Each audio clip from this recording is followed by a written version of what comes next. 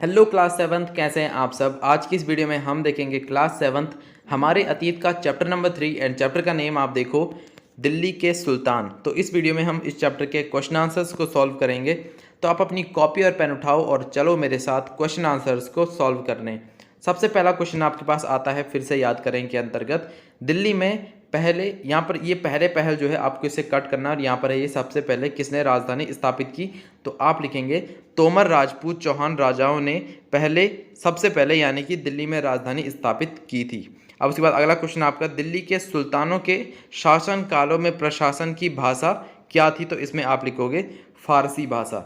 उसके बाद अगला क्वेश्चन आपका, किसके शासन के दौरान सल्तनत का सबसे अधिक विस्तार हुआ था। तो आप इसमें लिखोगे मोहम्मद तुगलक। फिर अब आपका अगला क्वेश्चन है, इब्न बतूता किस देश से भारत में आया था। तो आप लिखेंगे इसमें मोरक्को, ठीक है, अफ्रीका। अब उसके बाद आप देखो, आइए समझे के अंतर्गत प्रश्न 5 है आपके पास।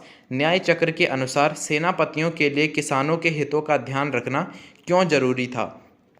तो इसका उत्तर आप लिखोगे, न्याय चक्र के अनुसार सेनापतियों के लिए किसानों के हितों का ध्यान रखना इसलिए जरूरी था क्योंकि किसानों से एकत्रित किए गए राजस्व से ही सैनिकों को वेतन मिलता था, मगर किसान भी राजस्व तभी चुका सकते थे जब वे खुशहाल और प्रसन्न हों।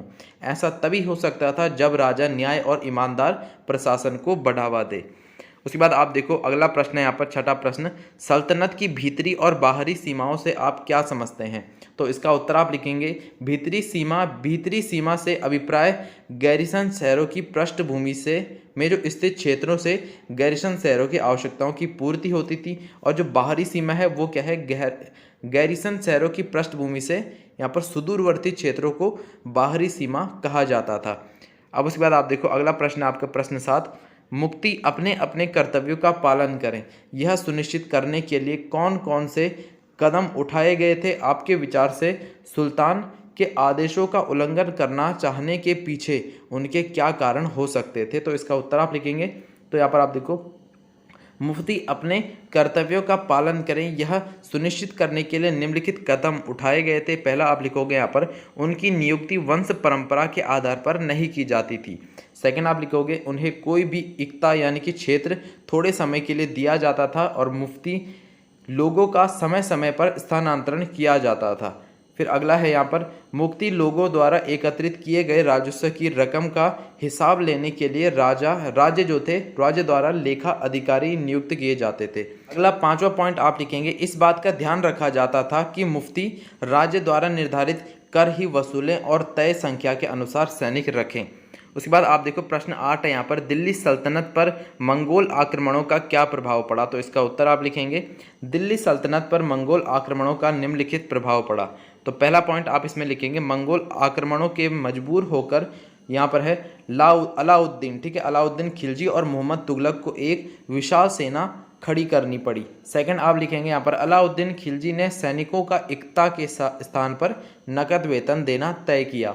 थर्ड है, मोहम्मद बिन तुगलक ने दिल्ली के पुराने शहर के निवासियों को नई राजधानी दौलताबाद भेज दिया और इस इलाके में बड़ी सैनिक छावनी बना दी गई। अगला है यहाँ पर, अलाउद्दीन खिलजी ने जनता पर और अधिक कर लगाए तो मोहम्मद तुगलक ने तांबे के नए सिक्के चलवाए। उसके बाद आप देखो, आइए विचार करें के अंतर्गत प्रश्न 9 है आपके पास, क्या आपकी समझ में तवारीख, ठीक है, तवारीख के लेखक आम जनता के जीवन के बारे में कोई जानकारी देते हैं, आपको बताना है। तो इसमें आप लिखोगे, हमारी समझ में तवारीख के लेखक आम जनता के जीवन के बारे में जानकारी नहीं देते थे क्योंकि, पहला पॉइंट आप लिखोगे, तवारीख के लेखक सचिव, प्रशासक, कवि और यहाँ पर है दरबारियों जैसे सुशिक्षित, ठीक है, व्यक्ति होते थे जो घटनाओं का वर्णन भी करते थे और शासकों को प्रशासन संबंधी सलाह देते थे। वे न्याय संगत शासन के महत्व पर बल देते थे। सेकंड है यहाँ पर, तवारीख के लेखक नगरों में रहते थे, गांव में शायद ही कभी रहते हों। अगला है यहाँ पर, वे अक्सर अपने इतिहास सुल्तानों के लिए उनसे ढेर सारे इनाम इकराम पाने की आशा में लिखा करते थे। अब आप देखो यहाँ पर अगला प्रश्न आपके पास, प्रश्न 10, दिल्ली सल्तनत के इतिहास में रजिया सुल्तान अपने ढंग की एक ही थी, क्या आपको लगता है कि आज महिला नेताओं को ज़्यादा आसानी से स्वीकार किया जाता है? तो इसका उत्तर आप लिखेंगे आज भी महिला नेताओं को ज़्यादा आसानी से स्वीकार नहीं किया जाता। आज भी भारत में लोकसभा और विधानसभा में महिलाओं की संख्या 5% से भी कम है। ये अलग बात है कि सल्तनत काल की अपेक्षा वर्तमान में महिला नेताओं को ज़्यादा आसानी से स्वीकार किया जाता है। अब यहाँ पर आप देखो अगला प्रश्न आपके पास 11वां प्रश्न, दिल्ली के सुल्तान जंगलों को क्यों कटवा देना चाहते थे? क्या आज भी जंगल उन्हीं कारणों से काटे जा रहे हैं? आपको इसका उत्तर लिखना है। ठीक है, तो गैरसैंण शहरों की पृष्ठभूमि में स्थित भीतरी क्षेत्रों की स्थिति को मजबूत करने के लिए गंगा यमुना के दोआब से जंगलों को साफ कर दिया गया और शिकारी संग्राहकों तथा चारावाहों को उनके पर्यावास से खदेड़ दिया गया। वह जमीन किसानों को दे दी गई और कृषि कार्य को प्रोत्साहन दिया गया।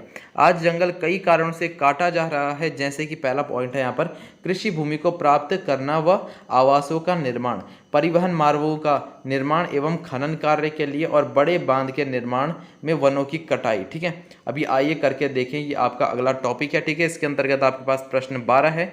तो यहाँ पर आप देखो, पता लगाइए कि क्या आपके इलाके में दिल्ली के सुल्तानों द्वारा बनवाई गई कोई इमारत है। अब आपको पता लगाना है कि जो आपका इलाका है उसमें दिल्ली के सुल्तानों द्वारा बनवाई गई कोई इमारत है।